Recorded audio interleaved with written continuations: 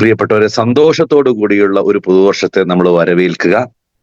ഈ ഒരു വർഷം നമുക്ക്, എനിക്കും നിങ്ങൾക്കും എല്ലാവർക്കും 2027 ദൈവം നമുക്ക് ആയുരാരോഗ്യ സൗഖ്യങ്ങൾ നൽകിയാൽ, നമുക്ക് ആയുസ് ഉണ്ടാക്കിയാൽ 2027 തുടക്കത്തില് നമ്മൾ ഇതേപോലെ ഒരു മീറ്റിംഗ് കൂടുമ്പോ ഞങ്ങൾക്ക് നേട്ടങ്ങളുടെ കഥ പറയാൻ, നമുക്ക് നേട്ടങ്ങളുടെ കഥ പറഞ്ഞ് സന്തോഷിക്കുവാനുള്ള അവസരം എല്ലാവർക്കും ഉണ്ടാകട്ടെ എന്ന് ആത്മാർത്ഥമായിട്ട് ആശംസിക്കുകയാണ്.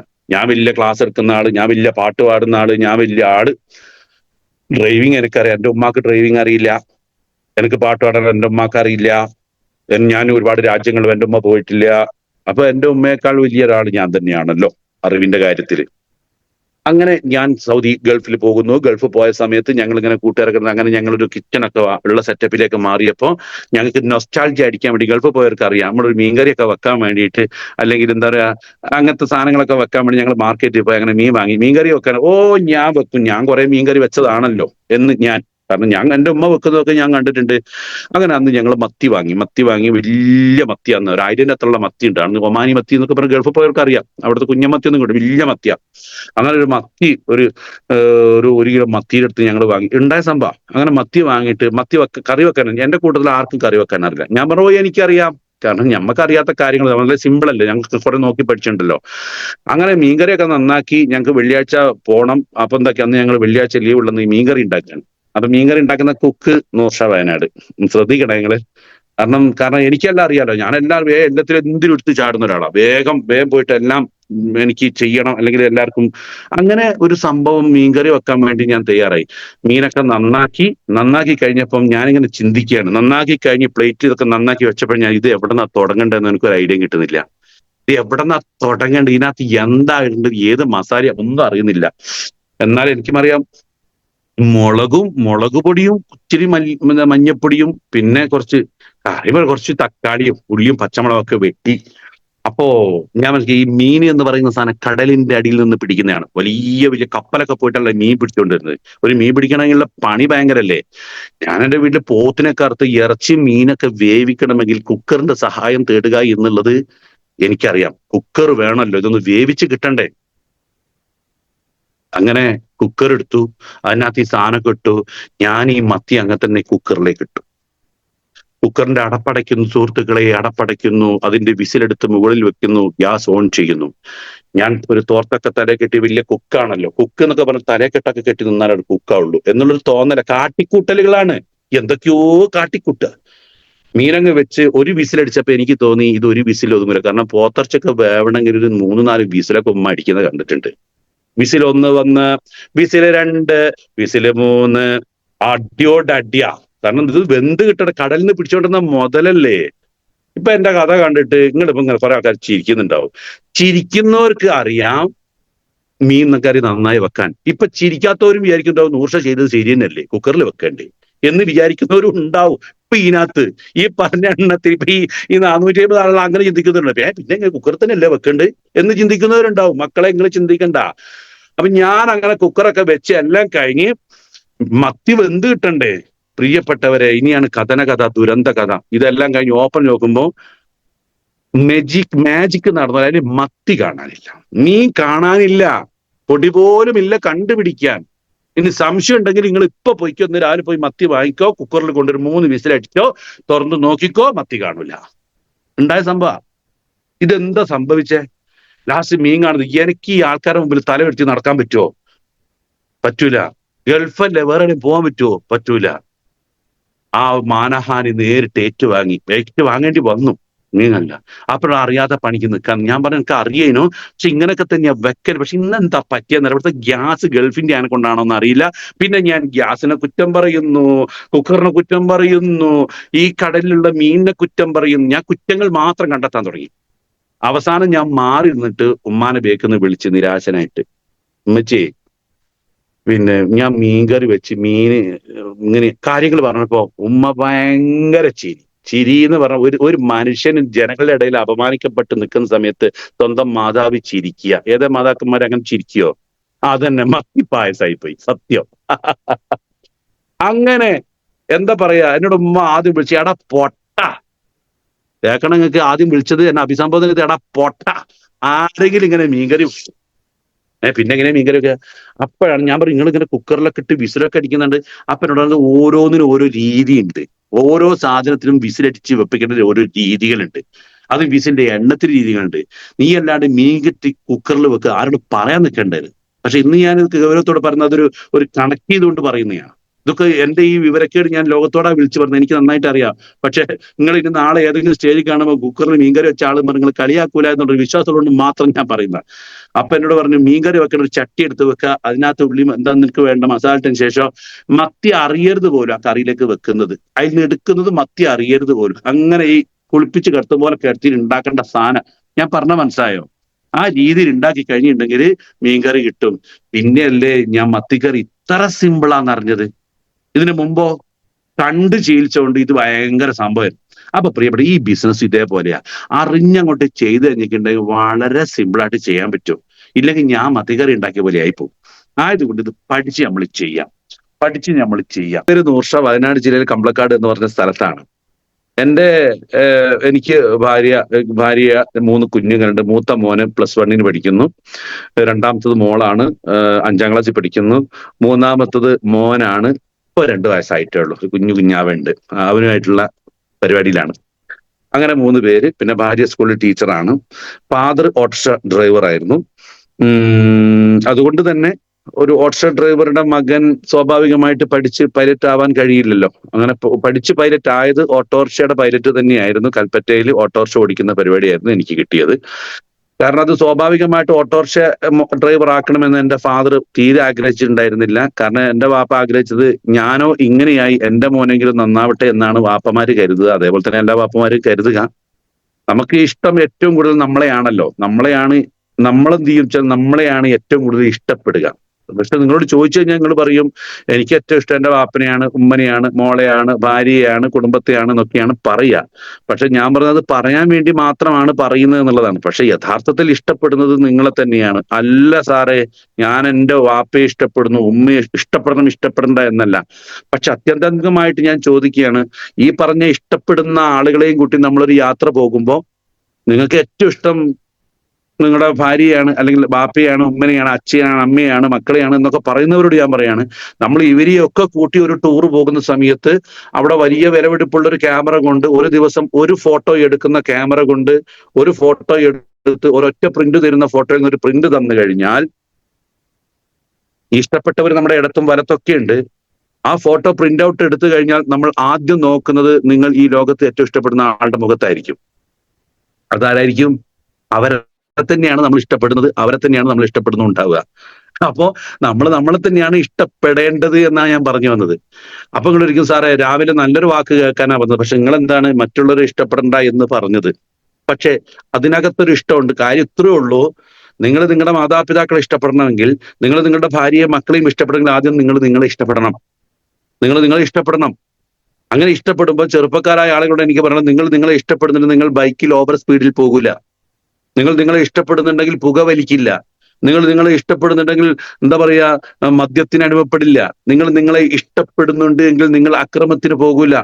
നിങ്ങളെ ഇഷ്ടപ്പെടുന്നുണ്ടെങ്കിൽ നാട്ടില് സാമൂഹിക സാംസ്കാരിക മേഖലയിൽ മോശമായ കാര്യങ്ങളിലേക്ക് നിങ്ങൾ ഏർപ്പെടില്ല. നിങ്ങൾ നല്ലത് മാത്രം ചെയ്യും, നല്ലത് മാത്രം കഴിക്കും, നല്ല സ്ഥലങ്ങളിൽ മാത്രം പോകും, നല്ലതുമായിട്ട് കൂട്ടുകെട്ടും. അപ്പോഴാണ് നിങ്ങളെ ഇഷ്ടപ്പെടുന്നത്. നിങ്ങളെ ഇഷ്ടപ്പെട്ട് കഴിഞ്ഞാൽ നിങ്ങൾക്ക് ഇഷ്ടപ്പെടുന്നവരെ നിങ്ങൾക്ക് ഇഷ്ടപ്പെട്ട് ജീവിതയാത്ര മുന്നോട്ട് കൊണ്ടുപോകാൻ പറ്റും. റൈറ്റ്, ഇത്രയോട് ഞാൻ പറയുന്നുള്ളൂ. അപ്പൊ ആയതുകൊണ്ട് എന്നിട്ട് ഈ ഇഷ്ടപ്പെട്ട നമ്മൾ തന്നെ ഒരു കാര്യം ചെയ്യണം. നമ്മളെ മക്കൾ പഠിക്കുന്ന സമയത്ത് നമ്മൾ വഴക്ക് പറയും, പഠിച്ചിട്ടില്ലെങ്കിൽ മോനെ പോയി പഠിക്കടാ, വടിയെടുക്കുന്നു, ഉമ്മമാര് ചട്ടകം എടുക്കുന്നു, ഭയങ്കര പ്രശ്നങ്ങളാണ് വീട്ടിൽ പഠിപ്പിക്കാത്തതിന്. അങ്ങനെ പഠിച്ച് ചീത്ത പറഞ്ഞിട്ട് നമ്മൾ തിരിച്ചു പോകുമ്പോൾ നമ്മുടെ കുഞ്ഞുമക്കള്, നമ്മളെ പൊന്നുമക്കള് നമ്മുടെ കണ്ണിൽ നോക്കിയിട്ട് ഇങ്ങനെ വിഷമിച്ചിരിക്കും. ഓ, എന്റെ വാപ്പ, എന്റെ അച്ഛൻ, എന്റെ അമ്മ എന്നെ വഴക്ക് പറഞ്ഞല്ലോ ഞാൻ ഒരു നേരം പഠിക്കാത്തതിന്. പക്ഷെ അവർ ആ മക്കളോട് ഇഷ്ടമുള്ളത് കൊണ്ടാണല്ലോ ചീത്ത വഴക്ക് പറഞ്ഞത്. അങ്ങനെ അടുക്കളയിലേക്ക് തിരിച്ചു പോകുമ്പോ അല്ലെങ്കിൽ മുറ്റത്തേക്ക് ഇറങ്ങി പോകുമ്പോ പിതാവ് പറയും, അല്ലെങ്കിൽ മാതാവ് പറയും, മോനെ ഞാൻ നിന്നെ ചീത്ത പറഞ്ഞത് വേറൊന്നിനുമല്ല, നീ 2 അക്ഷരം പഠിച്ച് നന്നായി കാണണമെന്ന് ആഗ്രഹമുള്ളത് കൊണ്ടാ. അങ്ങനെ പറയാറില്ലേ? അങ്ങനെ പറഞ്ഞവരൊന്ന് ലൈക്ക് ചെയ്തേ. അങ്ങനെ പറഞ്ഞവര് ലൈക്ക് ചെയ്ത് അതെ അങ്ങനെ പറയാറുണ്ട്. അങ്ങനെ പറയും. എന്നിട്ട് അവസാനം ഒരു ആത്മകഥം പറയും. ആത്മകഥം എന്താണ്, നമ്മളും കേൾക്കണം അവരും കേൾക്കണം എന്ന് കരുതിയിട്ട് എന്താ പറയാന്നറിയോ? നിങ്ങൾ പഠിക്കാൻ പറഞ്ഞത് വേറൊന്നും, ഞാനോ ഇങ്ങനെയായി, നിങ്ങളെങ്കിലും ഒന്ന് പഠിച്ചു കണ്ടാൽ മതി എന്നാണ്. ഏത് ഞാൻ ഇങ്ങനെയായി എന്ന് പറയുന്ന അവസ്ഥ എന്താണെന്നാ ഞാൻ ചോദിക്കുന്നത്. ഞാനോ ഇങ്ങനെയായി എന്ന്. എങ്ങനെയായി? ഇവിടെയാണ് നമ്മൾ എന്താക്കേണ്ടത്, ഒന്ന് ചിന്തിക്കണം എന്ന് പറയുന്നത്. ഇങ്ങനെയായ എന്നെ ഇഷ്ടമില്ല എന്നാണ് അവരോട് പറയുന്നത്, അല്ലെ? ഓക്കെ, ഞാൻ പറഞ്ഞത് എന്റെ ഫാദർ എന്നോട് അങ്ങനെ പറയേണ്ടത്, ഞാനോ ഇങ്ങനെയായി, നീ എങ്ങനെ രക്ഷപ്പെടും. പക്ഷേ സാഹചര്യം കൊണ്ട് എത്തിച്ചത് പിതാവ് ചെയ്യുന്ന ജോലി തന്നെ ചെയ്യാനാണ്. ഒരു പരിധി വരെ 80%, 85% ആളുകളും ഇന്നിപ്പോ ചെയ്തുകൊണ്ടിരിക്കുന്നത് എന്താണോ പിതാവ് ചെയ്യുന്നത് അത് തന്നെ മക്കൾ ചെയ്യുക എന്നുള്ളതാണ്. അത് അതൊരു രീതിയാ, ഒരു ട്രഡീഷണൽ കൺസെപ്റ്റിൽ അങ്ങനെ പോയിക്കൊണ്ടിരിക്കുക.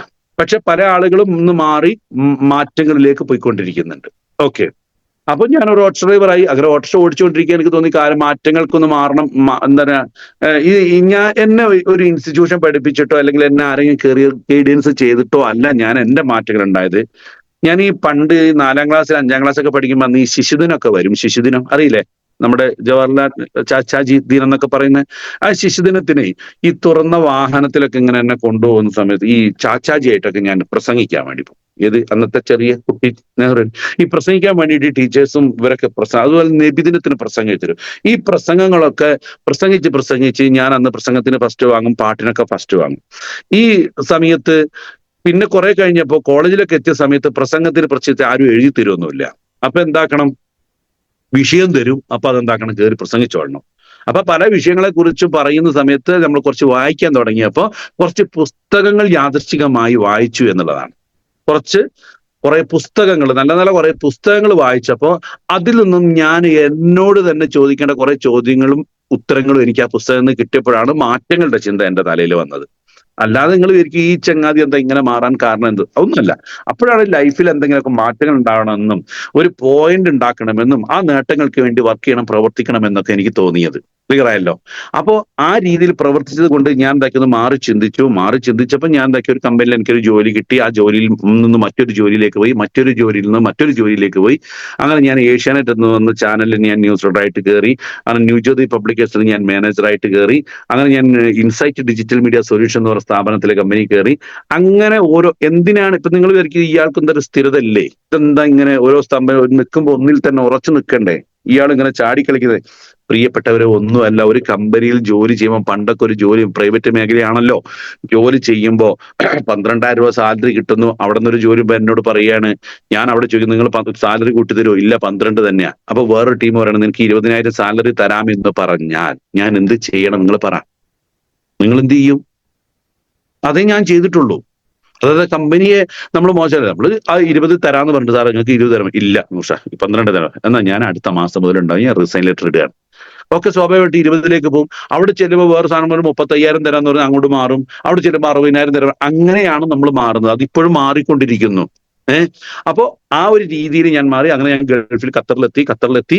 അവിടെ ഞാനൊരു പത്രത്തിൽ വർക്ക് ചെയ്തുകൊണ്ടിരിക്കുന്ന സമയത്ത് എനിക്ക് ഒരുപാട് സുഹൃത്ത് ബന്ധങ്ങളും കാര്യങ്ങളും കിട്ടി. പിന്നെ ഞാൻ സിംഗറാണ്, പാട്ടുകാരനാണ്, സ്റ്റേജ് ഷോ ചെയ്യുന്ന ഒരാളാണ്, അവതാരകനാണ്, എന്താ പറയുക, ഇങ്ങനെയുള്ള പരിപാടികളൊക്കെ ചെയ്തുകൊണ്ടിരിക്കുന്നു. അങ്ങനെ ചെയ്തുകൊണ്ടിരിക്കുന്നുണ്ട്. എനിക്ക് 10-14 വർഷമായിട്ട് ഞാൻ അനുഭവിച്ച കിഡ്നി സ്റ്റോൺ എന്ന് പറഞ്ഞൊരു പ്രയാസം. ഒരുപാട് ഡോക്ടർമാരെ കണ്ടു, വിദഗ്ധരായ ഭിഷഗ്വരന്മാരെ കണ്ടു, ഒരു നടപടി ഉണ്ടായില്ല. ആയുർവേദം, അലോപ്പതി, ഹോമിയോ ഒക്കെ ചെയ്തു. ഇതൊക്കെ ചെയ്തിട്ടും എനിക്കൊരു എന്താ പറയാ ശാശ്വതമായ ഒരു പരിഹാരം കിട്ടാതായപ്പോ ഞാൻ അതുമായിട്ട് അനുഭവിച്ചു പോയി. നോമ്പ് സമയത്താണ് എനിക്ക് വേദന വരിക. നോമ്പ് കാലത്ത് ഞാൻ കിഡ്നി സ്റ്റോണിന്റെ വേദന വരുന്ന സമയത്ത് ഞാൻ ഹോസ്പിറ്റലിൽ പോകും, അഡ്മിറ്റ് ആവും, അങ്ങനെ ഒരുപാട് വിഷയങ്ങൾ. പക്ഷേ ഇതിനൊരു മാർഗം, ഒരു മരുന്നൊന്നും ഇല്ല, അല്ലെങ്കിൽ ഉള്ള മരുന്ന് താൽക്കാലികമാണ് എന്ന് വിശ്വസിച്ച് നടക്കുന്ന സമയത്താണ് ഞാൻ അന്ന് ഓട്ടോറിക്ഷ ഓടിച്ച സുഹൃത്ത് ഷമീർ മുഹമ്മദ് എന്ന് പറഞ്ഞ വ്യക്തി എനിക്ക് ഈ അവസരം കൊണ്ട് തരുന്നതും ഈ ഉൽപ്പന്നം പരിചയപ്പെടുന്നതും. വിശ്വാസമില്ലാതെ യൂറിഫ്ലഷ് എന്ന് പറഞ്ഞൊരു ഉൽപ്പന്നം ഉപയോഗിക്കാൻ വേണ്ടി കൊണ്ടുപോയി.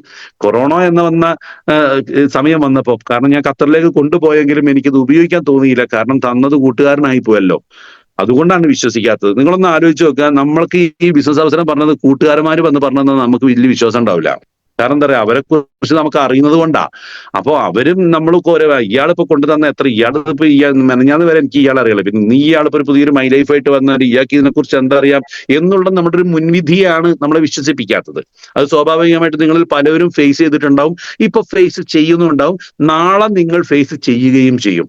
ഇതൊക്കെ ചെയ്യുന്നത് വർക്ക് ചെയ്യുന്നവരുടെ കാര്യം, വർക്ക് ചെയ്യുന്നവരുടെ മാത്രം കാര്യത്തിലാട്ടോ ഞാൻ പറഞ്ഞത്. വർക്ക് ചെയ്യാത്തവർക്ക് ഇതൊന്നും ഫേസ് ചെയ്യാൻ കാര്യമില്ല. അപ്പൊ ഇതുമായിട്ട് ഫീൽഡിൽ ഇറങ്ങുന്നവർക്ക് ഇതൊക്കെ ഫേസ് ചെയ്യേണ്ടി വരും. അപ്പൊ അത് അയാൾക്ക് ഫേസ്, അപ്പൊ ഞാനത് ഇത് നേരെ ഖത്തറിൽ പോയിട്ട് കൊറോണ വന്നപ്പോൾ ഈ ഹോസ്പിറ്റൽ എല്ലാം പൂട്ടിക്കെട്ടിയ സമയത്ത് ഇനി എന്ത് ചെയ്യുമെന്ന ഒരു ചിന്തയിൽ നിന്നാ പിന്നെ ഇതൊന്ന് നോക്കാം എന്ന്, പച്ചയാണൽ പച്ച വെച്ച് ഊതുക എന്ന് പറഞ്ഞൊരു കൺസെപ്റ്റ് ഉണ്ടല്ലോ, ഇനിയിപ്പോ ഒന്നുമില്ല എന്നാ ഇത് വെച്ച് നോക്കാം എന്ന് കരുതി അത് ഉപയോഗിച്ചു. അങ്ങനെ ആ വർഷം മുതൽ ഇന്നേക്ക് ഈ ഒരു 5 വർഷം വരെ ഞാനത് ഉപയോഗിച്ച അന്ന് മുതൽ ഇന്നേക്ക് വരെ പിന്നെ എനിക്ക് എന്താ പറയാ, ഈ സ്റ്റോൺ എന്ന് പറഞ്ഞതിന്റെ പ്രയാസം എനിക്ക് പിന്നെ ഉണ്ടായിട്ടില്ല എന്നുള്ളതാണ്. അതിനുശേഷമാണ് ഈ കമ്പനിയിലെ വെൽനസ് ഉൽപ്പന്നങ്ങൾ എന്തൊക്കെയാണെന്നും എങ്ങനെയാണെന്നും പഠിക്കാൻ തയ്യാറായതും, അങ്ങനെ പഠിച്ചതും, ഈ ഇൻഡസ്ട്രിയുടെ മഹത്വം മനസ്സിലാക്കിയതും, ഈ ഇൻഡസ്ട്രിയിൽ ഞാൻ പ്രവർത്തിക്കുകയും അങ്ങനെ പ്രവർത്തനത്തിലൂടെ ഒരുപാട് ആളുകൾക്ക് നേട്ടങ്ങൾ ഉണ്ടാക്കി കൊടുക്കാനും എനിക്കും ഇതിനകത്ത് നേട്ടങ്ങൾ ഉണ്ടാക്കാനും കഴിഞ്ഞപ്പോൾ ഞാൻ എൻ്റെ ഖത്തറിലെ ജോബ് റിസൈൻ ചെയ്ത് ഇപ്പൊ ഫുൾ ടൈം കരിയർ ആയിട്ട് ഞാൻ MI ലൈഫ് ചെയ്തുകൊണ്ടിരിക്കുന്നു. ഇതാണ് എൻ്റെ ഒരു എക്സ്പീരിയൻസ്. അപ്പൊ പ്രിയപ്പെട്ടവരെ, എന്തിനാണ് നമ്മളിത് ചെയ്യുന്നത്, എന്തിനാണ് ചെയ്യേണ്ടത്? ഞാനും ഈ ബിസിനസ് ലീഡ് എന്ന് ചിന്തിക്കുന്നവരോട് എനിക്ക് പറയാനുള്ളത്, നമ്മൾ ഈ ബിസിനസ്സിനകത്ത് ഉണ്ട് പ്രിയപ്പെട്ടവരെ, പക്ഷേ അതിൽ കുറച്ച് കാര്യങ്ങൾ നമ്മൾ മനസ്സിലാക്കണം. അത് മാത്രം ഞാൻ ചെറിയൊരു കഥ പറയാൻ തുടങ്ങാം. ഒരു കണ്ണ് കാണുന്ന ഒരാൾ തന്നെയാണ്, പക്ഷെ കണ്ണിന് കാഴ്ച കുറഞ്ഞു, പിന്നെ ഒന്നും വായിക്കാൻ പറ്റുന്നില്ല, അല്ലെങ്കിൽ ഒന്നും വ്യക്തമായി കാണാൻ പറ്റാതെ ഇപ്പോ ഒരു സ്ത്രീയെ എവിടെ കൊണ്ടുപോയി, കണ്ണാശുപത്രി കൊണ്ടുപോയി. കണ്ണാശുപത്രി കൊണ്ടുപോയപ്പോ സ്വാഭാവികമായിട്ട് കണ്ണിന് കാഴ്ചയുണ്ടോ എന്നുള്ളത് ഡോക്ടർ എങ്ങനെ ചെക്ക് ചെയ്യാം? ഒരു മെഷീന്റെ മുകളിൽ കൊണ്ടുപോയി താടി ഇങ്ങനെ വെക്കും. താടി ഇങ്ങനെ വെച്ചതിന് ശേഷം ഡോക്ടർ ചോദിക്കും, നേരെ നോക്കൂ. എന്താ നോക്കിയിട്ട് നമ്മൾ കൊണ്ടു വായിപ്പിക്കുക? അക്ഷരങ്ങൾ വായിപ്പിക്കും അല്ലെ? എന്താ വായിപ്പിക്കുക? അപ്പൊ ഇംഗ്ലീഷിൽ എഴുതിയിട്ടുണ്ടാവും 1 2 3 എന്ന് എഴുതിയിട്ടുണ്ടാവും. പിന്നെ ഇംഗ്ലീഷിൽ ABC, അത് കറക്റ്റ് ആയിട്ട് ABCD എന്നുള്ള ആൽഫബറ്റിക് ഓർഡറിലായിരിക്കും എഴുതിയിട്ടുണ്ടാവുക, കാരണം അത് കാണാപ്പണം വായിക്കുന്നത് എഴുതിയിട്ടേ. AB, അപ്പൊ ഡോക്ടർ ആയിരിക്കും അപ്പൊ ADFTPQL എന്നൊക്കെ പറഞ്ഞിട്ട് ഇങ്ങനെ ഡിസോർഡർ ആയിട്ടൊക്കെ എഴുതിയിട്ടുണ്ടാവുക. എന്ന് എഴുതാതെ ഈ എന്നൊക്കെ എഴുതിയിട്ടുണ്ടാവുക. ഓക്കെ, അക്ഷരങ്ങൾ വായിക്കാൻ വേണ്ടി നിങ്ങൾക്ക് വായിക്കാൻ വേണ്ടി സാധനം കണ്ണടങ്ങൾ വെച്ചു കൊടുത്തു. അപ്പൊ ഈ ലെൻസ് ഇങ്ങനെ വെച്ചു കൊടുക്കുമ്പോൾ ഒരു പെട്ടി ലെൻസുമായിട്ടാണ് വരിക. ഒരു പെട്ടി ലെൻസ് അറിയാലോ, അതിൽ നിന്ന് ഓരോന്ന് എടുത്തിട്ട് 0.3 0.5 0.6 പോയിന്റ് ഇങ്ങനെ പറഞ്ഞിട്ട് അങ്ങനെയാണ് കണ്ണടയുടെ കണക്ക്. കണ്ണട വെക്കുന്നവർക്ക് അറിയാം, ചിലവർക്ക് അപ്ഡേറ്റ് ചെയ്യും. അപ്പോ ഇതിങ്ങനെ വെച്ചെടുത്തു, അങ്ങനെ വായിക്കാൻ പറ്റുന്നുണ്ടോ എന്ന് ചോദിച്ചു. അപ്പൊ ഇങ്ങനെ കണ്ണിലേക്ക് നോക്കിയിട്ട് പറഞ്ഞിട്ട് കാണുന്നുണ്ടോ എന്ന് ചോദിച്ചാൽ കാണുന്നുണ്ട്. വായിക്കാൻ പറ്റുന്നുണ്ടോ? ഇല്ല, വായിക്കാൻ പറ്റുന്നില്ല. അപ്പൊ സിസ്റ്റർ ലെൻസ് മാറ്റി വെച്ചു കൊടുക്കും, സ്വാഭാവികമായിട്ട് മാറ്റി വെച്ചു കൊടുക്കുമല്ലോ. അടുത്ത ലെൻസ് വെച്ചു. അടുത്ത ലെൻസ് വെച്ചിട്ട് കാണുന്നുണ്ടോ? കാണുന്നുണ്ട്. വായിക്കൂ. വായിക്കാൻ പറ്റുന്നില്ല. സ്വാഭാവികമായിട്ട് ലെൻസ് മാറ്റി, ചുരുക്കി പറയാം, മാറ്റി ഇനി പെട്ടിയിൽ അവസാനം ഒരു ലെൻസും കൂടി ഉള്ളൂ. ഈ ലെൻസ് കഴിഞ്ഞ് ഈ ഡോക്ടർ ആകെ കൺഫ്യൂഷനായി. സാധാരണ ആളുടെ ചരിത്രത്തിൽ ഇത്രയും ലെൻസ് വെച്ചിട്ട് ഒരാൾക്ക് ക്ലിയർ ആവാത്ത സാധനം കിട്ടിയിട്ടില്ല. ആ ലെൻസും കൂടി വെച്ച് കഴിഞ്ഞപ്പോ കാണുന്നുണ്ടോ? കാണുന്നുണ്ട്. വായിക്കാൻ പ്രയാസമാണ്, പറ്റുന്നില്ല. അങ്ങനെ അയാൾ പറഞ്ഞു, ഇത് എന്തോ ഒരു കോടിയിൽ ഒരാൾക്ക് മാത്രം വരുന്ന ഒരു പ്രത്യേക അസുഖമാണെന്ന് ഡോക്ടർക്ക് മനസ്സിലായി. ഡോക്ടർ എന്നെ കൊണ്ട് കൂട്ടിയാൽ കൂടുതൽ നിങ്ങൾ വേറെ പ്രൊഫസർമാരെ കണ്ടോ എന്ന് പറഞ്ഞിട്ട് വലിയൊരു ഹോസ്പിറ്റലിലേക്ക് എഴുതി വിട്ട്, അവിടെ എഴുതി ചെന്നിട്ട് അവിടെയും തഥൈവ ഇത് തന്നെയാണ്. വായിക്കാൻ പറ്റുന്നുണ്ടോ? ഇല്ല. കാണുന്നുണ്ട്. അങ്ങനെ എല്ലാ ലെൻസും തീർന്നപ്പോ അവര് പറഞ്ഞു, കൂടെ ഉള്ള ഒരാളെ ഒന്ന് കയറ്റിയിരുത്താൻ പറഞ്ഞു.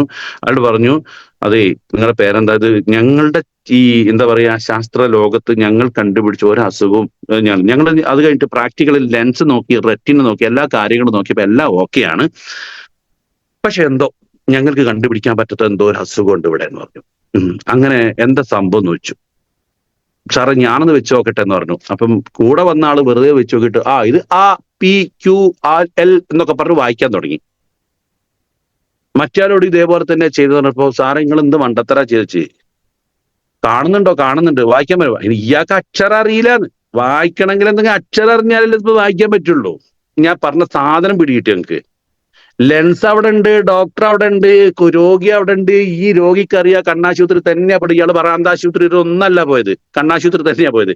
എല്ലാ കാര്യങ്ങളും ചെയ്തിട്ട് അക്ഷരം എന്ന് പറഞ്ഞൊരു സാധനം ഇയാൾക്ക് അറിയില്ല എന്നുള്ളത് ഡോക്ടർക്ക് അറിയില്ല. അക്ഷരം ഇയാൾക്ക് അറിയില്ല എന്ന കാര്യം ആർക്കറിയില്ല, ഡോക്ടർക്ക് അറിയില്ല. ഇത്ര മാത്രമേ പറ്റിയിട്ടുള്ളൂ. ഞാൻ പറഞ്ഞ കഥ നിങ്ങൾക്ക് മനസ്സിലായിട്ടുണ്ടെന്ന് വിചാരിക്കുന്നു.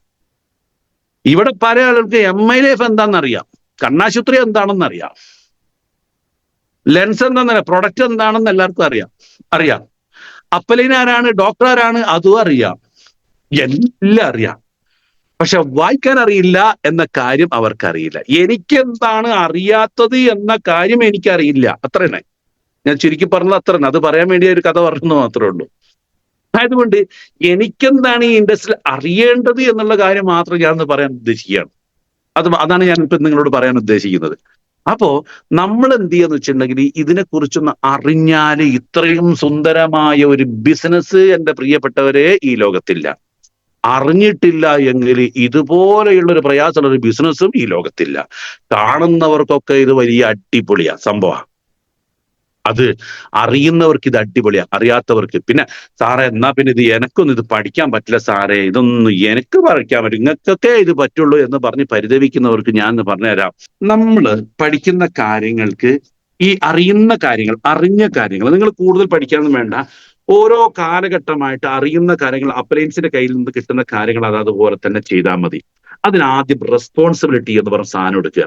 റെസ്പോൺസിബിലിറ്റി എന്ന് പറഞ്ഞിട്ടുണ്ടെങ്കിൽ ഉത്തരവാദിത്വം എന്ന് പറഞ്ഞ സാധനം നമ്മൾ എടുക്കുക. ആദ്യം ഈ ബിസിനസ്സിന് വേണ്ട സംഭവം ഉത്തരവാദിത്വമാണ്. റെസ്പോൺസിബിലിറ്റി എന്ന് പറഞ്ഞ സാധനമാണ്. ഒരിക്കലും ആയിക്കോട്ടെ, യൂട്യൂബിലൂടെ മാത്രമേ നിങ്ങൾ പറയുള്ളൂ അല്ലേ? ഓക്കെ. അപ്പോ സ്റ്റേജ് കയറിയിട്ട് എന്താ ഞാനിപ്പോ എന്റെ കിളി പോയി, നിങ്ങൾ യൂട്യൂബിൽ കൂടെ പറയുന്നു പറഞ്ഞപ്പോ എന്റെ സമസ്ത നാടിയും തകർന്നു പോയി. അപ്പൊ ഞാൻ പറഞ്ഞു വന്നത് റെസ്പോൺസിബിലിറ്റി, ഉത്തരവാദിത്വം നമ്മൾ ഏറ്റെടുക്കുക. പല ആളുകൾക്കും ഏറ്റെടുക്കാൻ കഴിയാത്തതും ഏറ്റെടുക്കാത്തതും അത് തന്നെയാണ്. ഇന്ന് നമ്മുടെ പല ആളുകൾ നമ്മുടെ ഗ്രൂപ്പിൽ എന്തെങ്കിലും ഒരു പോസ്റ്റർ ഉണ്ടാക്കുന്ന നേരത്ത് നിങ്ങൾ പറയാറുണ്ടോ, സാറേ ഈ പോസ്റ്ററും കൂടി ഒന്ന് നിങ്ങൾ ഉണ്ടാക്കി തരി എന്ന് മേലോട്ട് നിങ്ങൾ പറയാറുണ്ടോ?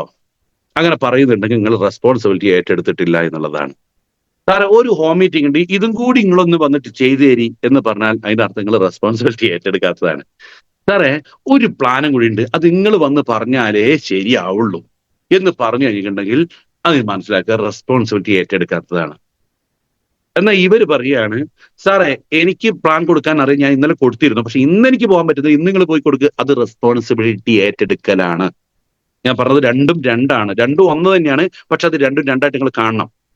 സാറേ ഞാൻ ഇന്നലെ മെനഞ്ഞാന്നൊക്കെ പ്ലാൻ കൊടുത്തു, ഓക്കെയാണ്, ഇന്ന് ഒരാൾക്ക് പ്ലാൻ കൊടുക്കണം, എനിക്ക് അസൗകര്യമുണ്ട്, സാർ ഒന്ന് പോയിട്ട് പ്ലാൻ കൊടുക്കുമോ എന്ന് പറയുകയാണെങ്കിൽ അത് റെസ്പോൺസിബിലിറ്റി ഏറ്റെടുക്കലാണ്. എന്നാൽ സാറേ ഇന്നും കൂടി നിങ്ങൾ പ്ലാൻ കൊടുക്ക്, നാളെ മുതൽ ഇന്നും കൂടി നിങ്ങളൊരു ഹോം മീറ്റിംഗ് എടുക്ക്, ഞാൻ നാളെ മുതൽ എന്നും നിങ്ങൾ പറയുന്നുണ്ടെങ്കിൽ നിങ്ങൾ റെസ്പോൺസിബിലിറ്റി ഏറ്റെടുക്കാൻ മടിക്കുന്നവരാണ്. റെസ്പോൺസിബിലിറ്റി ഏറ്റെടുക്കാൻ മടിക്കുന്നതിന്റെ രണ്ട് കാരണങ്ങൾ, ഒന്ന് മടിയാണ്, അത് സ്വാഭാവികമായിട്ട് എല്ലാ മനുഷ്യർക്കും ഇൻബിൽഡ് ആയിട്ടുള്ളതാണ്. എന്നാൽ രണ്ടാമത്തെ ഒരു കാര്യം എന്ന് പറഞ്ഞാൽ മടിയല്ല, പഠിക്കാൻ തയ്യാറാവാത്തതാണ്. ഇതിൽ ഏറ്റവും അപകടം എന്ന് പറയുന്നത്, ഇത് രണ്ടും അപകടം. 50 മാർക്ക് ഈ മടിയന്മാർക്കും ഇത് അപകടമാണ്, റെസ്പോൺസിബിലിറ്റി ഏറ്റെടുക്കാൻ ഭയക്കുന്നവർക്കും ഈ അപകടത്തിൽ നമ്മൾ പെടും. കാരണം നമുക്ക് സക്സസ് ഉണ്ടാക്കാൻ കഴിയില്ല. അപ്പോ നമുക്ക് എന്താ പറയാ, നമ്മൾ ജീവിതത്തിൽ പല സമയങ്ങളിൽ ജയിക്കാനായിട്ട് ശ്രമിക്കും, എത്ര ശ്രമിച്ചാലും നമുക്ക് ജയിക്കാനായിട്ട് കഴിയില്ല. ഇത്തരം സമയങ്ങളിൽ നമുക്ക് വേദനകൾ ഉണ്ടാവും. പരീക്ഷയിൽ തോറ്റാൽ നമുക്ക് വേദന ഉണ്ടാവും അല്ലേ? സമയം വൈകിയതിന്റെ പേരിൽ ട്രെയിൻ മിസ്സായാൽ നമുക്ക് വേദന ഉണ്ടാവും. ഈ വാഹന അപകടം പറ്റിക്കഴിഞ്ഞാൽ നമുക്ക് ഭയങ്കര സങ്കടം ഉണ്ടാവും. പക്ഷെ ഈ സംഭവങ്ങളൊക്കെ നിങ്ങളുടെ ലൈഫിൽ പലപ്പോഴും ഉണ്ടായിണ്ടാവില്ല, പല കാര്യങ്ങളിലും. ഈ സമയത്തൊക്കെ നമ്മളെ കുറ്റം പറഞ്ഞോ? നിങ്ങളൊരു വാഹനം റോങ് സൈഡ് കയറിയിട്ട് ഓപ്പോസിറ്റ് ഒരു ചങ്ങായി വന്നിട്ട് ഹോൺ അടിച്ചാൽ നമ്മൾ അവനെ ചീത്ത അറിയാം, എവിടെ നോക്കിയിട്ടാണ് ഈ വണ്ടി ഓടിക്കുന്നത് നോക്കിയാൽ. ഒരിക്കലും നമ്മൾ ആ റെസ്പോൺസിബിലിറ്റി ഏറ്റെടുക്കാൻ തയ്യാറാവില്ല. നിങ്ങളുടെ വീട്ടിൽ നിന്ന് ഒരു ഗ്ലാസ് കൈ വീണ് ഒന്ന് ടേബിളിന്റെ മുകളിൽ ഗ്ലാസ് ഒന്ന് കൈതട്ടി വീണ് പൊട്ടിയോക്കട്ടെ, നമ്മളെന്താ പറയാ, അയ്യോടാ എന്റെ കയ്യിൽ നിന്ന് വീട് പൊട്ടിയെന്ന് പറയില്ല. ഇതാര് ഗ്ലാസ് ഇവിടെ കൊണ്ടുവച്ച്, ഇവിടെ ആരെ കൊണ്ടുവെക്കാൻ പറഞ്ഞത്, നമ്മൾ ദേഷ്യം പിടിക്കും. അവിടെ കൊണ്ടുവച്ചവനാ തെറ്റ്, തട്ടി നമുക്ക് തെറ്റില്ല. ഞാൻ പറഞ്ഞ മനസ്സിലായില്ലേ? എന്നാൽ അത് നമ്മളെ കയ്യിൽ നിന്നല്ലാതെ വേറൊരാടുന്ന കയ്യിൽ നിന്ന് പെട്ടി, നിന്റെ മുഖത്തെന്താ കണ്ണില്ലേ? അല്ലെങ്കിൽ ഞാൻ പറഞ്ഞ 2-3 കാര്യങ്ങളൊന്ന് കണക്ട് ചെയ്യാണ്. അതായത് നമ്മളുടെ തെറ്റുകളോ കുറ്റങ്ങളോ കണ്ടുപിടിക്കാനോ അത് അംഗീകരിക്കാനോ നമ്മൾ തയ്യാറാകാത്തോടത്തോളം കാലം നമുക്ക് റെസ്പോൺസിബിലിറ്റി എന്ന് പറഞ്ഞ വിഷയത്തിലേക്ക് കയറാനേ കഴിയില്ല. ഉത്തരവാദിത്വം എന്ന് പറഞ്ഞ സാധനത്തിലേക്ക് കയറാൻ കഴിയില്ല. ആയതുകൊണ്ട് തെറ്റുകളെ തെറ്റായിട്ട് എന്റെ പറ്റിയ ഫാൾട്ട് ഇതാണ് എന്ന് നിങ്ങൾ ഇന്ന് ഈ 2026 മുതൽ ഒന്ന് പറയാൻ ശ്രമിക്കുക. സാറേ എനിക്കിതറിയില്ല, നിങ്ങളിത് ഒരു പ്രാവശ്യം ഒന്ന് പഠിപ്പിച്ച് താട്ടെ, എന്നിട്ട് ഞാനത് ചെയ്തു നോക്കട്ടെ, ഞാനൊന്ന് ചെയ്തു നോക്കട്ടെ എന്നുള്ള ആറ്റിറ്റ്യൂഡ് വരാത്തോടത്തോളം കാലം നമുക്ക് സക്സസ് ഉണ്ടാക്കാൻ കഴിയില്ല. അതിന് നമ്മൾ എന്ത് ചെയ്യണം എന്ന് വെച്ചിട്ടുണ്ടെങ്കിൽ, ചില ആളുകളെ കണ്ടില്ല ഭയങ്കര ആറ്റിറ്റ്യൂഡ് ആയിരിക്കും. അവര് കല്യാണപ്പരെ പോലെ ചോറ് വിളമ്പുന്നിടത്തുണ്ടാകും, പന്തൽ കെട്ടുന്നിടത്തുണ്ടാവും, വണ്ടിയിൽ ഉരുളി ഇറക്കുന്നിടത്തുണ്ടാവും, പന്തൽ പൊളിക്കുന്നിടത്തുണ്ടാവും, വളരെ സജീവമായിട്ടുണ്ടാവും. വളരെ ചില ആളുകൾ ഭയങ്കര ആക്റ്റീവ് ആയിരിക്കും. അവര് നമ്മുടെ കല്യാണത്തിന് വന്നാലേ കല്യാണം ശരിയാവുള്ളൂ എന്ന് നമുക്കൊരു തോന്നലും ഉണ്ടാവും. അത് റെസ്പോൺസിബിലിറ്റി ഏറ്റെടുക്കാൻ കഴിവുണ്ട് എന്നുള്ള ചില ആളുകൾ നമ്മുടെ കുടുംബത്തിലും കൂട്ടുകാരിലും ഉണ്ടാവും. അവരെ നമുക്ക് എല്ലാവർക്കും ആവശ്യമായിരിക്കും. അവരോട് നമുക്ക് ഭയങ്കര ഇഷ്ടമായിരിക്കും, അല്ലെ? അങ്ങനെയുള്ള ആളുകൾ നമ്മുടെ കുടുംബത്തിലും നാട്ടുകാരിലും ഇല്ലേ? അവർ നമ്മുടെ കുടുംബത്തിലേക്ക് വരുന്ന സമയത്ത് നമ്മളെ മക്കൾ തുള്ളി കളിക്കും. അവർ തിരിച്ചു പോകുമ്പോൾ ഇന്ന് പോകണ്ട, ഇന്ന് പോകണ്ട, നാളെ പോയാൽ മതി എന്ന് പറയും. ഇത് റെസ്പോൺസിബിലിറ്റി ഏറ്റെടുക്കുന്ന ആളുകളുടെ കാര്യം ഞാൻ പറഞ്ഞത്. എന്നാൽ റെസ്പോൺസിബിലിറ്റി ഏറ്റെടുക്കാത്ത ആളുകൾ കുടുംബത്തിലേക്ക് കയറി വരുമ്പോൾ ഞാനിവിടെ ഇല്ലാന്ന് പറഞ്ഞേക്കും മാ എന്നും പറഞ്ഞ് അകത്ത് കയറി മൊബൈലിൽ കളിച്ചിരിക്കുന്ന ആളുകളുണ്ടാവും. അതെന്താ? അങ്ങനത്തെ ആളുകൾ കുടുംബത്തിൽ കയറി വരും, കുടുംബത്തിലുണ്ടാവും. അപ്പോ ഈ രീതിയിലേക്ക് നമ്മൾ മാറണം. നമ്മളെ ഇഷ്ടപ്പെടുന്ന, നമ്മളുടെ പ്രസൻസ് ഇഷ്ടപ്പെടുന്ന തരത്തിലേക്ക് നമ്മളങ്ങ് മാറിക്കഴിഞ്ഞാൽ ഇത്രയും സുന്ദരമായ ഒരു ബിസിനസ് നമുക്ക് വേറെ ഉണ്ടാവില്ല. അപ്പോ എനിക്ക് പറയാനുള്ളത് 90% ആളുകളും എക്സ്ക്യൂസും ഫേക്ക് റീസണും പറയുന്ന ആളുകളാണ്. 90% ആളുകൾ എക്സ്ക്യൂസും ഫേക്ക് റീസണും. എക്സ്ക്യൂസ് എന്ന് പറഞ്ഞിട്ടുണ്ടെങ്കിൽ എന്താ? ഒഴിവ് കഴിവുകൾ പറയാ. സാറേ ഇന്നിപ്പോ ഒരു പൊരേക്കൂടലുണ്ട്, എനിക്ക് അതിന് പോകണം. ഇന്നൊരു പിന്നെ എന്താണ്, എന്തെങ്കിലുമൊക്കെ കാരണങ്ങൾ, അതായത് ഇതിന് വരാതിരിക്കാൻ വേണ്ടി, ഇതിന്റെ മീറ്റിങ്ങോ കാര്യങ്ങളോ കാര്യങ്ങളോ എക്സ്ക്യൂസുകൾ പറഞ്ഞിട്ട് രക്ഷപ്പെടുക. ഫേക്ക് റീസൺ, തെറ്റായ നുണയായ കാരണങ്ങൾ കണ്ടെത്തുക. ഈ നുണയായ കാരണങ്ങൾ കണ്ടെത്തുക, ഇങ്ങനെയുള്ള കാരണങ്ങളൊക്കെ പറഞ്ഞിട്ട് ഇതിന്റെ പ്രോഗ്രാം കാര്യങ്ങൾ മാറി നിൽക്കുകയാണെങ്കിൽ നിങ്ങൾക്ക് റെസ്പോൺസിബിലിറ്റി ഇല്ല. നിങ്ങളുടെ മൈൻഡിൽ അതാണ്. ഇപ്പൊ ഞാൻ പറഞ്ഞു, നിങ്ങൾ ഇങ്ങനെ ഒരു ഫേക്ക് റീസൺ, ഇന്നിപ്പോ നമ്മുടെ അപ്ലൈൻ ഒരു മീറ്റിംഗ് വെച്ചപ്പോൾ എന്തെങ്കിലും കാരണം പറഞ്ഞ് ഒഴിവാകണമല്ലോ, ഇന്ന് എന്തെങ്കിലും കാരണം പറഞ്ഞ് മാറി നിൽക്കണമല്ലോ. ചിലപ്പം മോനെ ഹോസ്പിറ്റലിൽ കൊണ്ടുണ്ടാവും. അത് ഹോസ്പിറ്റലിൽ കൊണ്ടുപോകേണ്ട കാര്യം രാവിലെ പോയാൽ 10:30 തിരിച്ചെത്തേണ്ട കാര്യമാണ്, തിരിച്ചെത്തുകയും ചെയ്യുന്ന അറിയാം. പക്ഷെ നമ്മൾ വിളിക്കുക, സാറേ ഇന്ന് എനിക്ക് മോനെ ഹോസ്പിറ്റലിൽ കൊണ്ടുപോകാനുണ്ട്. എന്നിട്ട് ഹോസ്പിറ്റലിൽ 10:30 തിരിച്ചു വന്നാലും പറയും, സാറേ ഞാൻ മോനെ ഹോസ്പിറ്റലിൽ കൊണ്ടുപോയിട്ട് ഇപ്പൊ ഹോസ്പിറ്റലിൽ നിന്നാണ് ഉള്ളത്, ഹോസ്പിറ്റലിൽ നിന്ന് തന്നെയാണ് ഉള്ളത്. 2 മണി വരെ ഹോസ്പിറ്റൽ കേസ് പറയും. 2 കഴിഞ്ഞാലോ ഈ ഹോസ്പിറ്റലിൽ പോയി വന്നുകൊണ്ട് സാറേ മോന്റെ പിന്നെ മരുന്ന് ഇങ്ങനെ ഉണ്ടല്ലോ. ഈ കാരണത്തിന് മുകളിൽ കാരണങ്ങൾ ഉണ്ടാക്കി ചൊയഞ്ഞു കയറി ബിൽഡപ്പ് ചെയ്യുന്ന കാരണങ്ങൾ ഡെവലപ്പ് ചെയ്ത് പോകുന്ന ആറ്റിറ്റ്യൂഡ് നിങ്ങൾക്ക് ഉണ്ടോ? നിങ്ങൾക്ക് റെസ്പോൺസിബിലിറ്റി ഇല്ല എന്നർത്ഥം. എന്നാൽ 10 മണി കഴിഞ്ഞാൽ സാറേ 10 മണിക്ക് കഴിഞ്ഞ് കഴിഞ്ഞാൽ 10:45 ചായം കുടിച്ച് ഞാൻ 11 മണിക്ക് ഞാൻ ഫീൽഡ് ഉണ്ടാവും സാറേ എന്ന് പറയുന്ന ആള് ആരാ? റെസ്പോൺസിബിലിറ്റി ആണ്. നിങ്ങൾ അങ്ങനത്തെ ഉള്ള ആളാണോ? അങ്ങനെയാണെങ്കിൽ നിങ്ങളൊരു 10% ആളുകൾ, റെസ്പോൺസിബിലിറ്റി ഉള്ള ആളുകളിൽ നിങ്ങൾ എത്തിപ്പെട്ടു. അതാണ് വിജയത്തിന്റെ തുടക്കം. വേറെ ഒന്നും ആവണ്ട. ഞാൻ നിങ്ങൾക്ക് ബിസിനസ് ചെയ്യാൻ പഠിപ്പിക്കുന്നില്ല, നിങ്ങൾ ബിസിനസ് ചെയ്യാൻ നിങ്ങൾ റെസ്പോൺസിബിലിറ്റി ഏറ്റെടുത്താൽ മതി. അത് ഈ ബിസിനസ്സിന് മാത്രമൊന്നല്ല, നിങ്ങളുടെ കുടുംബത്തിലായാലും, നിങ്ങളിപ്പോൾ ചെയ്യുന്ന വിരാജിക്കുന്ന കൃഷി മേഖലയിലായാലും, ജോലി സ്ഥലത്തായാലും, എവിടെയായാലും നിങ്ങൾ റെസ്പോൺസിബിലിറ്റി എടുത്ത് നോക്കൂ. എടുത്തു കഴിഞ്ഞാൽ നിങ്ങൾക്ക് രാത്രി കിടന്നുറങ്ങുമ്പോൾ സന്തോഷത്തോടെ കിടന്നുറങ്ങാൻ സാറേ. നല്ല സുഖ കിടന്നുറങ്ങാൻ, വളരെ ഹാപ്പി. നിങ്ങൾക്ക് വയസ്സാവില്ല. ആദ്യം റെസ്പോൺസിബിലിറ്റി ഏറ്റെടുത്ത് നിങ്ങൾക്ക് പ്രായമാവില്ല. കണ്ടവര് എനിക്ക് തന്നെ കണ്ടില്ല. ഇപ്പൊ എത്ര പ്രായമായി നിങ്ങളൊന്ന് ആലോചിച്ച്, എനിക്ക് എത്ര പ്രായം ഉണ്ടാവും? ഞാൻ എന്നെ പൊക്കി പറയല്ല, ഫ്രാങ്കി ആയിട്ട് പറയല്ല. റെസ്പോൺസിബിലിറ്റി ഏറ്റെടുത്ത് എനിക്ക് ആകെ ഒരു 30 ഉമ്മർ സാർ അത് കണക്ക് നോക്കിയിട്ട് പറഞ്ഞാണ്, സത്യം പറയും. എല്ലാവർക്കും പ്രായം പറയാൻ ഇച്ചിരി പേടിയാ. 29 വയസ്സായാല് പിന്നെ അത് 30ലേക്ക് കയറി കഴിഞ്ഞാൽ എന്ന് പറയാൻ എന്തോ ഒരു ബുദ്ധിമുട്ടാണ് എല്ലാവർക്കും. ആ 29 തന്നെ ഒരു 33, 34 വയസ്സ് വരെ 29 ഓടും. 39 ഇങ്ങോട്ട് ആയിക്കഴിഞ്ഞാല് 40 ആയാല് 40 എന്ന് പറയാൻ എന്തോ ഒരു മടിയാ.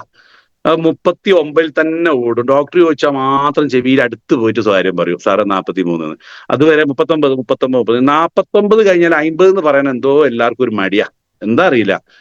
അപ്പൊ അതുകൊണ്ട് ഞാൻ എന്റെ വയസ്സ് പറയുന്നില്ല, ആരും വയസ്സൊന്നും പറയണ്ട, വെറുതെ നീ നമ്മൾ അപ്പുറത്തെ വിഷയം. അപ്പൊ 10% ആളുകൾ റെസ്പോൺസിബിലിറ്റി ഏറ്റെടുക്കും. ആ ഏറ്റെടുക്കുന്ന ആളുകളെ നമ്മൾ ഈ ഇൻഡസ്ട്രിയാണ് വിളിക്കും ലീഡേഴ്സ് എന്ന്. നിങ്ങൾ ആരെങ്കിലും ഈ ഇൻഡസ്ട്രി ലീഡർ എന്ന് വിളിക്കണോ? നിങ്ങൾ വേറെ ഒന്നും ചെയ്യേണ്ട, റെസ്പോൺസിബിലിറ്റി ഏറ്റെടുത്താൽ മതി. ബിസിനസ്സും ചെയ്യേണ്ട, ഒന്നും ചെയ്യേണ്ട, ഉത്തരവാദിത്വം മാത്രം ഏറ്റെടുത്താൽ മതി. സ്വാഭാവികമായിട്ട് നിങ്ങൾ ബിസിനസ് ചെയ്യുന്ന ഒരാളായിട്ട് മാറിയിരിക്കും.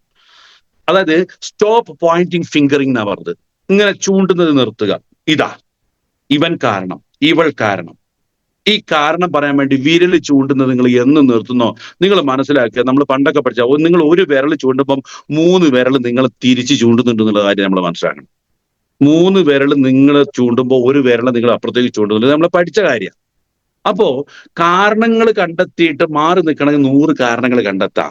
വിജയിച്ചു പോകണമെങ്കിൽ ഒരൊറ്റ കാരണം എടുത്തു. എനിക്ക് സക്സസ് ഉണ്ടാക്കണം, എന്നെ ഇഷ്ടപ്പെടുന്ന രീതിയിൽ അവരെ പോറ്റണം, എന്റെ ഫാമിലിയെ ഹാപ്പി ഫാമിലി ആക്കി മാറ്റണം എന്നൊരു ചിന്തകൾ ഉണ്ടാക്കുകയാണെങ്കിൽ നമുക്ക് എന്താക്കാൻ പറ്റും, രക്ഷപ്പെടാൻ പറ്റും. റെസ്പോൺസിബിലിറ്റി അത് മാത്രമാണ് ഈ വിജയത്തിന്റെ എന്താ പറയാ മൂലക്കല്ല്, അല്ലെങ്കിൽ ബാക്ക് ബോൺ, നട്ടെല്ല് എന്ന് ഞാൻ പറയും. ആ റെസ്പോൺസിബിലിറ്റി എടുത്തു കഴിഞ്ഞാൽ ആദ്യം ഉണ്ടാകുന്ന കാര്യം സന്തോഷമാണ്. നല്ല സന്തോഷം ഉണ്ടാവും. റെസ്പോൺസിബിലിറ്റി ഏറ്റെടുക്കുമ്പോൾ പ്ലാനിങ് സ്വാഭാവികമായിട്ട് വരും. റെസ്പോൺസിബിലിറ്റി ഏറ്റെടുക്കുമ്പോൾ ഒരു പേനയും ഡയറിയൊക്കെ വരുമല്ലോ. അപ്പൊ നാളെ എന്ത് ചെയ്യണം? നാളെ 10 മണിക്ക് ഇവിടെ പോകണം, 11 മണിക്ക് PUC പോകണം, 3 മണിക്ക് അവിടെ GTS ഉണ്ട്, 4 മണിക്ക് അവിടെ ഫോളോ അപ്പ് ഉണ്ട്, 5 മണിക്ക് ഒരു ക്ലോസിംഗ് ഉണ്ട്, 6 മണിക്ക് നമ്മുടെ കൂട്ടത്തിൽ ഒരാൾ അസുഖമായിട്ട് കിടന്ന് അയാളൊന്ന് പോയി കാണണം, 9 മണിയാകുമ്പോൾ വീട്ടിലെത്തണം. ഇത് പ്ലാനിങ്ങാ. ഇങ്ങനെ നിങ്ങൾ നാളത്തേക്കുള്ള ഇന്ന് നിങ്ങൾക്ക് പ്ലാനിങ്ങുകളാക്കി ഭയങ്കര സന്തോഷമായിരിക്കും. നിങ്ങൾ ആലോചിക്കുക, ഇന്ന് ഏതിനൊക്കെ പോകണം എന്നുള്ള ശക്തമായ പ്ലാനിങ്ങുള്ളവർക്ക് ഇന്ന് എഴുന്നേൽക്കുമ്പോൾ ഭയങ്കര ആവേശമായിരിക്കും. കിടന്നുറങ്ങാനും നല്ല ആവശ്യം. നാളെ ഇവിടെ പോകണം, മറ്റന്നാൾ ഇവിടെ പോകണം. ഇപ്പൊ നിങ്ങൾ എന്നോട് ചോദിച്ചിട്ടുണ്ടെങ്കിൽ അടുത്ത ഒരു 18-ാം തീയതി, ഈ മാസം 18-ാം തീയതി വരെ ഞാൻ ടൈറ്റ് ഷെഡ്യൂളാണ്. 18-ാം തീയതി വരെ ഞാൻ സുഖമായിട്ട് 19-ാം തീയതി പ്ലാനിങ് ഉണ്ടായിക്കൊണ്ടിരിക്കുക. ഈ പ്ലാനിങ് നിങ്ങൾ വെറുതെ നിങ്ങൾ ഇനി പ്ലാനിങ് ഉണ്ടാക്കിയിട്ട് പിന്നെ നിങ്ങൾക്ക് സന്തോഷമായിട്ട് ഉറങ്ങാനും സന്തോഷമായിട്ട് എഴുന്നേൽക്കാനും പറ്റുന്നില്ല എന്ന് നിങ്ങൾക്ക് ഒരു 3-4 ദിവസം ചെയ്തിട്ട് പറ്റുന്നില്ലെങ്കിൽ അടുത്ത തിങ്കളാഴ്ച ഞാൻ വീണ്ടും നിങ്ങളുടെ മുമ്പിൽ വരാം. എന്നിട്ട് ഈ ഇത്രയും ആളുകളുടെ മുന്നിൽ വെച്ച് നിങ്ങൾക്ക് എന്നെ എന്ത് ചെയ്യാം? എന്നെ തൂക്കിക്കൊല്ലാം. അല്ല, ഞാൻ വെല്ലുവിളിയാ, ചലഞ്ച് ഒരു വെല്ലുവിളിയായിട്ട് നിങ്ങൾ കൂട്ടിക്കോളി. നിങ്ങൾ ഇന്ന് മുതൽ പ്ലാനിങ് ഉണ്ടാക്കുക. നാളെ ഇന്ന പോലെ, മറ്റന്നാൾ ഇന്ന പോലെ, മറ്റന്നാൾ ഇന്ന പോലെ, വെള്ളിയാഴ്ച ഞാൻ PUCയിൽ. ഇങ്ങനെ എന്നോട് ഓരോ സമയം നാളെ എവിടെയാന്ന് ചോദിക്കണമെങ്കിൽ എനിക്ക് വ്യക്തമായിട്ട് പറഞ്ഞു. എന്റെ ഇതിനകത്ത് ഡയറി ഞാൻ എഴുതി വെച്ചിട്ടുണ്ട്. അല്ല, ഞാനിത് പറയണമെങ്കിൽ ഞാൻ അതിന് അർഹനാവണല്ലോ. അതുകൊണ്ടാണ് ഞാൻ ഇത് പറഞ്ഞത്. നാളെ നിങ്ങൾ എവിടെയും കാണുമ്പോൾ യാദൃശ്ചികം സാർ നിങ്ങളെ പ്ലാനിങ് ഒന്ന് കാണണല്ലോ, നിങ്ങളൊന്ന് കാണിച്ചു തരുന്നത്, ഞാൻ എന്റെ ഫോൺ എടുത്ത് ഞാൻ കാണിച്ചു തരും. അപ്പൊ അതുകൊണ്ട് പ്ലാനിങ് ഉണ്ടാക്കുമ്പോൾ ആദ്യം സുഖം ഒന്ന് രാത്രി സുഖമായിട്ട് കിടന്നുറങ്ങാം. നിങ്ങൾക്ക് ഉറക്കം കിട്ടുന്നില്ലേ? നിങ്ങൾ ഒരു മരുന്നും കുടിക്കേണ്ട, ആദ്യം പ്ലാനിങ് ഉണ്ടാക്കിയാൽ മതി. ലൈഫിൽ ഒരു പ്ലാനിങ് ഉണ്ടാക്കിയാൽ സുഖമായിട്ട് കിടന്നുറങ്ങാം. രാവിലെ നേരത്തെ എണീക്കാം, നല്ല ഹാപ്പി ആയിരിക്കാം, എല്ലാവരും തുറന്ന് ചിരിക്കാം, സത്യം മാത്രം പറയാം. പ്ലാനിങ് ഉണ്ടായി കഴിഞ്ഞാൽ കുറെ നുണകളിൽ നിന്ന് രക്ഷപ്പെടാൻ പറ്റും. കാരണം സത്യം പറയാം, നാളെ സാർ നിങ്ങൾക്ക് വരാൻ പറ്റുമോ? ഇല്ല, നാളെ ഞാൻ ഇന്ന സ്ഥലത്താ, പറഞ്ഞൂടെ? അപ്പൊ ഇതേപോലെ പ്ലാനിങ് ഇതിന്റെ ഏറ്റവും വലിയൊരു ഭാഗമാണ്. പിന്നെ ഈ പ്ലാനിങ് ഉണ്ടാക്കി കഴിഞ്ഞ ഒരാളുടെ ടീമിലേക്ക് നമ്മൾ കയറുമ്പം അയാളെ പോലെ തന്നെ നമുക്ക് ഡ്യൂപ്ലിക്കേറ്റ് ചെയ്യാൻ പറ്റും. ഈ നീളമുള്ള ഒരു കോല് കൊണ്ടാണ്, ഈ നീളത്തിലുള്ള ഒരു 5000 കോല് അല്ലെങ്കിൽ 5000 സ്റ്റിക്ക് ഉണ്ടാക്കണം എന്ന് എന്നോട് പറഞ്ഞാല് ഞാൻ അളവുകോലായിട്ട് ഈ പേനയാണ് ഞാൻ എടുക്കുക. ആണല്ലോ, ഈ പേന എടുത്താൽ 49,000ത്തെ പീസ് എടുക്കുമ്പോഴും അതിന്റെ നീളം ഇത് തന്നെയായിരിക്കും, ഇതേ അളവായിരിക്കും. നിങ്ങൾ ശ്രദ്ധിക്കുക, ഞാൻ ആദ്യത്തെ കോലോട് ഇതുകൊണ്ട് അളന്നു, ഇതവിടെ മാറ്റിവെച്ചു. എന്നിട്ട് രണ്ടാമത് മുറിച്ച പീസ് എടുത്തിട്ട് മൂന്നാമത്തതിനെ അളന്നു, എന്നിട്ട് രണ്ടാമത്തെ മാറ്റിവെച്ചു. അങ്ങനെ 500ാമത്തെ പീസ് എടുത്തിട്ട് 600ാമത്തെ പീസിനെ അളന്നു. ഞാൻ പറയുന്നത് മനസ്സിലാകുന്നുണ്ടോ? അങ്ങനെയാണെങ്കിൽ ഈ 5000 പീസാകുന്ന അവസാനത്തെ പീസിന്റെ അളവും ആദ്യത്തെ പീസിന്റെ അളവും കറക്റ്റ് ആയിരിക്കുമോ? അല്ല. അതങ്ങനെ കൂടി നിങ്ങൾ വേണമെന്ന് നോക്കിക്കോ. ഒരു ഈർക്കിളി എടുത്തിട്ട് ഒരു തീപ്പെട്ടിക്കൊള്ളിയുടെ അത്ര ഉള്ള ഒരു അളവിന്റെ കോലെടുക്കുക. എന്നിട്ട് അതേ കട്ടിങ്ങിൽ 2 പേർക്ക് നിങ്ങളുടെ എക്സസൈസ് കൊടുത്തോ.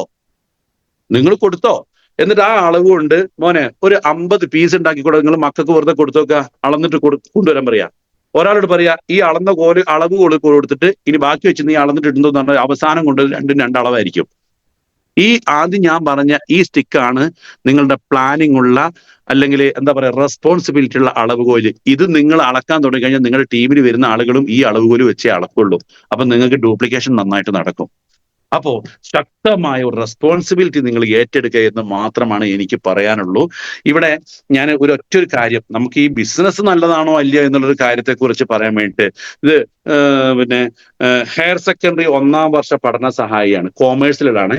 എന്റെ മോന്റെ ഒരു പുസ്തകമാണ്. അതിനകത്ത് ബിസിനസ്സിലെ നൂതന പ്രവണതകൾ എന്ന് പറഞ്ഞൊരു പേജ് ഉണ്ട്, നിങ്ങൾ കാണുന്നുണ്ടാവുന്ന വിചാരിക്കുന്നു. അതിനകത്ത് 126ാമത്തെ പേജ്. ഞാനിങ്ങനെ തോമസിന്റെ പുസ്തകങ്ങളൊക്കെ എടുത്ത് വായിക്കുമ്പോൾ ഇങ്ങനെ മോൻ എന്തൊക്കെയാ പഠിക്കുന്നത് വായിച്ചു നോക്കിയതാ. അപ്പൊ വായിച്ചു നോക്കിയപ്പോ അതിനകത്ത് ബിസിനസ്സിലെ നൂതന പ്രവണതകൾ എന്നാൽ എന്ത്, എമർജിങ് മോഡ്സ് ഓഫ് ബിസിനസ് എന്നാണ് ആ പാഠത്തിന്റെ പേര്. ഇന്റർനെറ്റിൽ അധിഷ്ഠിതമായതോ അല്ലാത്തതോ ആയ കമ്പ്യൂട്ടർ നെറ്റ്വർക്കുകൾ ഉപയോഗിച്ച് നടത്തുന്ന ബിസിനസ് പ്രവർത്തനങ്ങളെയാണ് ഈ ബിസിനസ്. ഉൽപാദനം, വിതരണം, ഉൽപ്പന്നങ്ങളുടെ വികസനം, സാമ്പത്തിക കാര്യങ്ങൾ തുടങ്ങിയ സമസ്ത മേഖലകളെയും സ്പർശിക്കുന്ന പ്രവർത്തനങ്ങൾ ഇതിൽ ഉൾപ്പെടുന്നു. നമ്മൾ ചെയ്യുന്ന ബിസിനസിനെ കുറിച്ചാണ് പറയുന്നത്. ഈ ബിസിനസിന്റെ വ്യാപ്തി, സ്കോപ്പ് ഓഫ് ബിസിനസ് എന്താണ്? ഈ പുസ്തകത്തിനകത്ത് മോൻ ഇപ്രാവശ്യം പഠിക്കുന്ന ബുക്കാണ്, ചിലപ്പോൾ മോനിപ്പോ ഇത്ര ബുക്കാണ്, ഞാനത് തടിച്ചു മാറ്റിയതാ നിങ്ങൾക്ക് ഇത് പറഞ്ഞു തരാൻ വേണ്ടിയിട്ട്. അപ്പോ ഈ ബിസിനസ് വ്യാപ്തി ബിസിനസ് എന്ന പദത്തോളം തന്നെ വിശാലമാണ് എന്നാ പറയുന്നത്. ഒരു സ്ഥാപനത്തിന്റെ ഉൽപാദനം, സാമ്പത്തിക കാര്യങ്ങൾ, വിപണനം, തൊഴിലാളികളുമായി ബന്ധപ്പെട്ട കാര്യങ്ങൾ, വിവിധ മാനേജ്മെന്റ് തരങ്ങൾ എന്നിവയെല്ലാം ഇതിലൂടെ സാധ്യമാണ്. വിവിധ തരം ഈ ബിസിനസ് ഇടപാടുകൾ, varieties of e commerce business, ഈ business transaction, B2B, business to B, അതായത് ബിസിനസ്സുകാർക്ക് കൊടുക്കുന്നത്, B2C, ബിസിനസ്സുകാർ കസ്റ്റമർക്ക് കൊടുക്കുന്നത്. ഇങ്ങനെ ഒരുപാട് കാര്യങ്ങൾ പറഞ്ഞിട്ട് ലാസ്റ്റ്, സമയമില്ലാത്തതുകൊണ്ടാണ്, ലാസ്റ്റ് ഒരു കള്ളിയിൽ ഒരു സാധനം എഴുതിയിട്ടുണ്ട്. അതിലെന്താ എഴുതിയെന്നറിയോ? പരമ്പരാഗത ബിസിനസ്സും ഈ ബിസിനസ്സും തമ്മിലുള്ള വ്യത്യാസം എന്ത്? ഡിഫറൻസ് ബിറ്റ്വീൻ ഈ ബിസിനസ് ആൻഡ് ട്രഡീഷണൽ ബിസിനസ്. നമ്മൾ എപ്പോഴും പറയുന്ന ഒരു സാധനം, ഈ 11ാം ക്ലാസ് പഠിക്കുന്ന, കോമേഴ്സ് പഠിക്കുന്ന ടെക്സ്റ്റ് ബുക്കിലുള്ള കാര്യമാണ് ഞാൻ വായിക്കുന്നത്. 2 കോളത്തിൽ എഴുതിയിരിക്കുന്നു. അതില് പരമ്പരാഗത ബിസിനസ്സും ഈ ബിസിനസ്സും തമ്മിലുള്ള വ്യത്യാസം എന്തൊക്കെയാണ്? പരമ്പരാഗത ബിസിനസ് രൂപീകരണം പ്രയാസമാണ്. ഈ ബിസിനസ് രൂപീകരണം എളുപ്പമാണ്. പരമ്പരാഗത ബിസിനസ് ഭൗതിക സാന്നിധ്യം ആവശ്യമുണ്ട്. ഭൗതികമായ നമ്മുടെ എപ്പോഴും അവിടെ സാന്നിധ്യം ഉണ്ടാവണം. എന്നാൽ ഈ ബിസിനസ്സിൽ നമ്മുടെ സാന്നിധ്യം ഉണ്ടാവേണ്ട കാര്യമില്ല, ആവശ്യമില്ല. സ്ഥാപീകരണ ചെലവ് കൂടുതലാണ് പരമ്പരാഗത ബിസിനസ്സിൽ. അതായത് നമ്മളൊരു ബിസിനസ് തുടങ്ങാൻ ഭയങ്കര ലക്ഷങ്ങളും കോടികളും ഇൻവെസ്റ്റ് ചെയ്യണമെന്ന്. എന്നാൽ ഇവിടെ നമുക്ക് താരതമ്യേന കുറവാണ്. എന്താണ്? ചെലവില്ല. എന്നാൽ പരമ്പരാഗത ബിസിനസ് ഉൽപാദകരും വിതരണക്കാരും ഉപഭോക്താക്കളുമായി നേരിട്ട് ബന്ധമുണ്ട്. എന്നാൽ ഈ ബിസിനസ് നേരിട്ട് ബന്ധമില്ല. വ്യാപാര പ്രവർത്തനങ്ങൾക്ക് കൂടുതൽ സമയം വേണം. ഏതിന്? പരമ്പരാഗത ബിസിനസ്സിന്. എന്നാൽ ഈ ബിസിനസ്സിന് അനുസ്യൂതമായിട്ട് സമയത്തിന്റെ ആവശ്യമില്ല. കാരണം എന്തുകൊണ്ടാ? അവിടെ ഡ്യൂപ്ലിക്കേഷൻ നടക്കുന്നു, മുഖാമുഖം ഇടപാടുകൾ നടക്കുന്നു. പരിചയമുള്ളവരിലേക്ക് മാത്രം ബിസിനസ്സുകൾ പോകേണ്ട പരിമിതികളുണ്ട് പരമ്പരാഗത ബിസിനസ്സിന്.